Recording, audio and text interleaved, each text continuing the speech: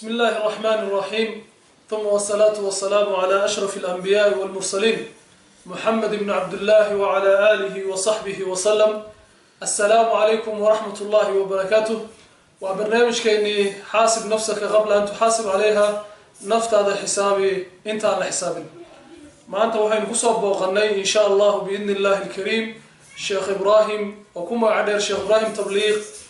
ومسافة دياد ودير نوشرة أيام قصب وغني. ما أنت يوم القيامة سيد رسولك عليه الصلاة والسلام وتلمامي إلهي سبحانه وتعالى ضد أيوغير دونا وأرندونا أين متحابون فيا أين متزاورون فيا كوا أنا قدرت يسكتش على ذي أوي كوا أنا قدرت يسكت صوب ذي أوي إلهي سبحانه وتعالى وحن كبرينا أنك يذنك وكواس إنه إلهي سبحانه وتعالى معوض نغيره. والشيخ إبراهيم إلهي سبحانه وتعالى حفظه الله حفظيه ومقرنا سداعوينا إن شاء الله إلهي سبحانه وتعالى هكا بلغ صوب وغني ولكن فرح ونوذ السعودني ونسو مقالة دقنا هي وحن كصوب وغني مقالة اللي ياخذه الشيخ إبراهيم الداعي مقالة ينكرات فرح مقالة يصفر كان سوق لنا بالحقائق وتعالى غير نسي إن شاء الله. والله سفر كان سوق لنا مقالة ومقالة في عالم دقن وما في كتاب وكور كتاب. سفر كانوا سوق لي سفر كانوا سوق لي وها سفر في عن وإلهي إنه نمعيي وآد عن ديرين وبقول 7 كيلومتر بين نصوص عينيني لبس ساعة كل واد بين كنيمي الحمد لله إلهي وينسو نبض أروري ماشي نروح ينوجي ماشي نكني ساكي بقول 7 كيلومتر 7 كيلومتر وهذا جو أم باق إنت اللي قال دونه إلهي سبحانه وتعالى هينجو أمان سد إن شاء الله يمكن حكسر وين دونه الشيخ إبراهيم أو الداعية إن شاء الله أو ألمانيا شرمك يوين إن بدرهم مقرنة يوروب تلاقي يقانو إن شاء الله فليتفضل مشكورا إن شاء الله شيخ بروح النظور أن تهدي إلهي سبحانه وتعالى يدمو دعوة إيو سيدي مهم متهيئ يبل إن شاء الله وحواشي دعوة إيو هوليه أتكلم كلنتي وحيما صدق بل إن شاء الله وربحنا قسي هدي إلهي سبحانه وتعالى يدمو. بسم الله الرحمن الرحيم. الحمد لله رب العالمين والصلاة والسلام على رسول الله صلى الله عليه وسلم. إن شاء الله جزاكم الله خير. أدبوا ما سنتين ولكن الشيخ عبد الغني ماركن إن شاء الله معروفة. ولكن فرح ماركن انتص كيلومتر بقولي طلبات أي أسوة بغداد. أدبنا وفرح سنهاي. سيد النبي صلى الله عليه وسلم نوشي ذي ماركن قفبة ماركن قريب بغداد. وواحد دن يو قبيل يو مال يو أرنكل مبغنن وحب بغداد إنه إلهي درتيز ماركن قف الجالي هذا النبي صلى الله عليه وسلم وحوش قفك مركز الله يو أرنتاس ويديناي وهو هاي ملك مركز سؤالات انترفيو للي شيء ويرم وحكا ودن أذيك قفك تكون بغنن يسمى ما إلهي درتيز مجالي مركز والله بشاري قفك ورئيسنا هنا ملك بوهاي على السيد هذيك أوجع شيء بإلهي يكون جعل هذا ولكن سيد هذه صوب وقتين وإلهي درتي هذه وصل جعلاتين 11 كيلومتر أدبن ماركنو مال هذا دقنا هاي سومالي غوري كرو لغول دليل دقنيين مركان كم أنا قاعد بحنا هاي وادرين كتير إن قف ولا سومالي أنا ركو وماركن أدبن وفراسنا هاي إن ولا لا مانتي صوب وغدان وحن ليو دونا معايا لي ماركن وأرن له فرحة زيارة خصوصية ماركن إن شاء الله كل يعني صد الشيخ يدين شيء ماركن شيخ علماء ماركن وان إسكندر يراس كصعدان هاي ما هي ماركن هرك وشيخ جالسين هاي ماركن إن شاء الله وان كفراسنا يصير أي صوب وخدم ولا لا كل مرول بق دين الله سبحانه وتعالى شقين تهدنا مرول بقف كي كشغاية فإذا سوحكم إذا قفك مركو درناقو ومقصد كي سماعك عندي سري نظيف نقطة لكن شغلي قوتي درت هذا كانتاس نظيف بين غنيسان الله مركن دعوة نداك شغيسيد والموضوع دعوة وهي لا يعني مركنه وحمبهينا أول شيء مبهينا إن ندوح وشيءنا لإصلاح أنفسنا نفتن هنا هجاجنا وناجين كليهم بينا مركان قفك دعوة كشغي نمبر 1 هرتو أسيغا يا نغماي أسيغا يا وحكا بحاي ماركنا وسق بدن غريسا هجاجاي waxaa kamid ah dacwada insha allah walaalaha waxaan kula dardaaramaya oo markino waxyaabaha aan ka faa'iidiy waxaa kamid ah meesha hadda ay igu soo booqdeen habeenkii meeshan ba halqa tacliim ku samaysanaa caruurtii baa ka faa'iiday markan hadda dad ba isoo booqday laba beri kahor ila joogay gabar kamid ah markino oo habeenkii halqa tacliinta nala soo fadhiisatay markaasay waxay tahay cajiib macnaha maba aanan arkin macnaha tartiibtan oo sidaas ah oo booqeyn haddaan kaftanata markino gabadhaas waxay dhahay walaalo markino wili hadda ma tartiibsini maa nin tabliig iisoo raadsid bisaway halqa tacliintaas macnaha gabadhaas macnaha halqa tacliintii qaabka systemka u socdo waxaa kamid ah gurigan hadda xalay baan ka shuuraysanay dad baa noo soo socday maxaa la sameeya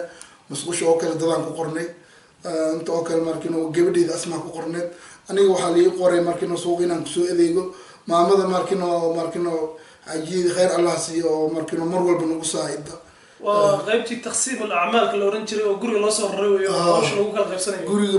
markaan dacwada markii la yidhaahdo waxaan dhaanay 3 acmaal baan maalin walbana laga rabaa markino mashhuura iyo halqa tacliim oo guriga iyo halqa tacliim oo masaajidka magaalada aan joogo masaajid uu ku yaala laakiin jamcihi kaliya la fura markaan amaashayda badan ani gurigan ku qabsadaa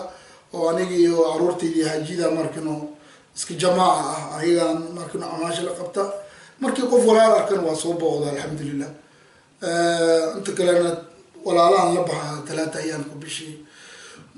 markino masaafadaas oo hadda ay yimaadeen baa ayaga mar walba ugu taga markaan horta walaalaha dacwadan qof walba markino kula dardaarami laha inuu baxo malabka macnaha haddaan dhaho maanta waa macaaniya lama fahmi karo ilaa waxaa fahmi kara qofkii baxay oo mise qofkii malabkaas dhadhami baa malabka fahmi kara anaa ka hegaagay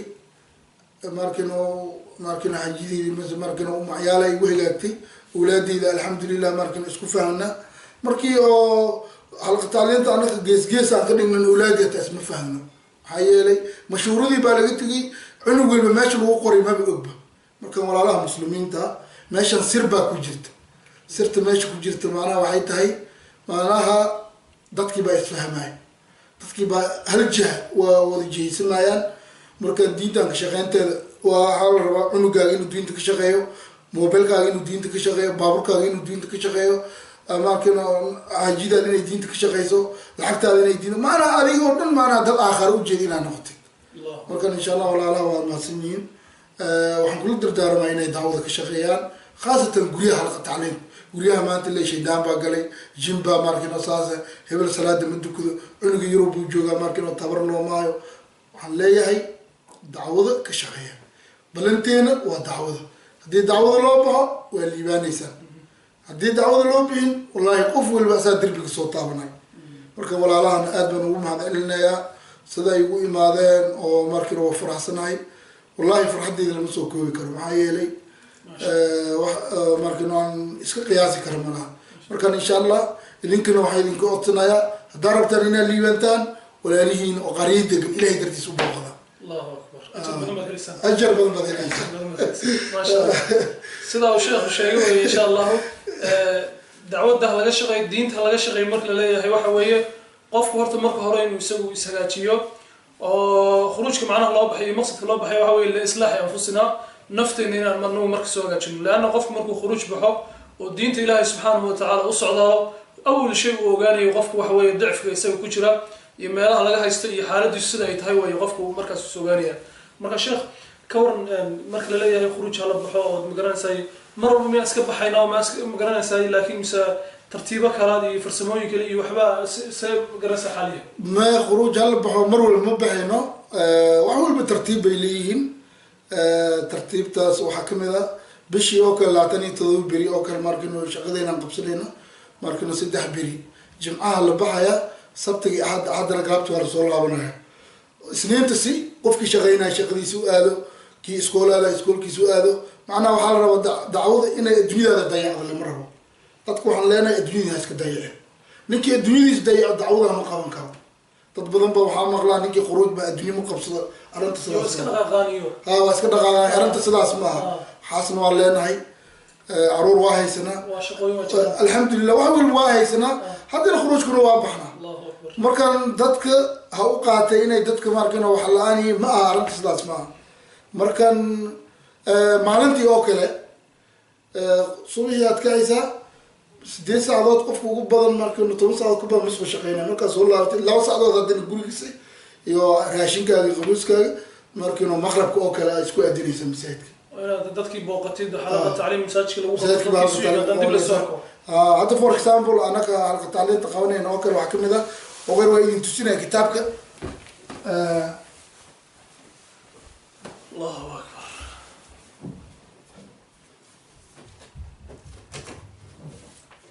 maasha allah imika kitaabki baa laynoo soo wadaa sheekh oo xalaqa tacliimka guriga ku qabanayay xalaqa tacliimkan la sheegayo waa dadkii oo isku imanaya oo kitaab soo qaadanaya imika inu tusi doono sheekha kitaabkaasaa la akrinaya wixii ilaahay subxaana watacaala uu ka karansiiyo haye sheekh kitaabkii waa kana waa riyaad saalixiin haddii loo baado kan hadda af soomaali buu qoran yahay haddii loo baado asigoo dooj ku qoran waa ii yaala oo afka jarmalka asagoo ku qoran waa ii yaala oo caruurta marmar ingiriis baa la helaa af soomaaliya kan waa hadda aan hayno waaye maadaama anaka soomaali aan nahay sababta aan soo qaadin ay tahay aniga waxyaaba aan ka faa'iiday waxaa kamid ah kitaabkan caruurtii baa igu baratay markan af soomaaliya way akrinayaan ha maanaa markay imaanayaan caruurta waxay ku dhasheen sacuudi arabia maanaha ma fahmaynin af soomaali afka ka hadalkiisa ma fahmaynin ma fahamti markaan hadda aan u bilaaway say uga kicinaayeen anigana guriga ashar baan kusiin jiray laakiin alxamdulilah hadda waxaad moodaa sidii hore inay dhahmaan marka waxaad leedahay diintoodina ilaah ugu xifdiyey af soomaaligii u dhasheen oo ku barteen maadaama marka horena sacuudi ku dhasheen imikana ay jarma joogaan markaan allahu akbar aad bay uga faa'iideen waxaa kale oo sheekh talaata ayaamkii wali daba socdaa bishii aad tiri hal mar baa la baxayaa magacaad u bixisay baa jiro oo hadda ka hor aad ii sheegayso jaajar maxaa uga jeedaa sheekh talaata ayaam jaajar waxaan ugu jeedaa sida mobilka oo kale batriyadu way ka dhacdaa bani aadamkana iimaankiis nabigaaba noo sheegay alayhi salaatu sallallahu alayhi wasallam wuxuu leeyahay markina iimaan yanqus wa yaziid macnaha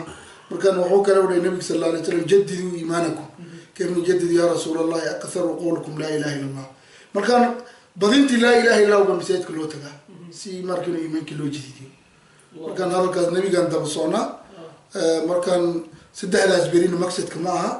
haddaa rabta 4 beriyaa ka dhigan kartaa haddaa rabta 5 beriyaa ka dhigan kartaa haddaa rabta 2 maalin ka dhigan haddaa marta 1 maalin dad baa sacadna la jooga markaan muhiimadda macnaha tartiibtaas sidee markina ma fahanti dadkii maadaama hadda soomaaliya oo kale ayaamo kale la baxa arbacada iyo waxaa la yahay inuu khamiista iyo la baxo inta oo kale yurub markii la joogo macnaha waxaa la baxa jimcaha iyo sabtigii aa la baxa marka waxaad leedahay sida dadka qaar u fahmeen maaha ayaamo mucayana lagu beegay laakiin qolaba waa sida iyagu markaa duruuftooda ay u saamaxdo markan walaalaha waxaa kula dardaarmaya kitaabkan oo kale aroortiiba markino mal walba qur-aankii baan rabaa oo yar soomaalida aad bay markino qur-aanka loo jecel yahay maadaama dad ahlul qur-aan nahay oo ujeedin calaamadiin baa ku jira cunug walba ayagaa diyaarinay calaamadahaas ay gashanayaan kadibna markino hadhow way akrinayaan gurigii ku dhex barbaranayn dadkii ku magaranaysa ku marajacayn anay bay ugu baranaayaan waxaan leeyahay hadda for example baabul kitaabul markino fadaa'il markino qur-aan way macna fadl qiraa'at al-qur'aan akhrinta qur-aanka la akhriyo markan marka qaarkood waxaan leeyahay halkii inay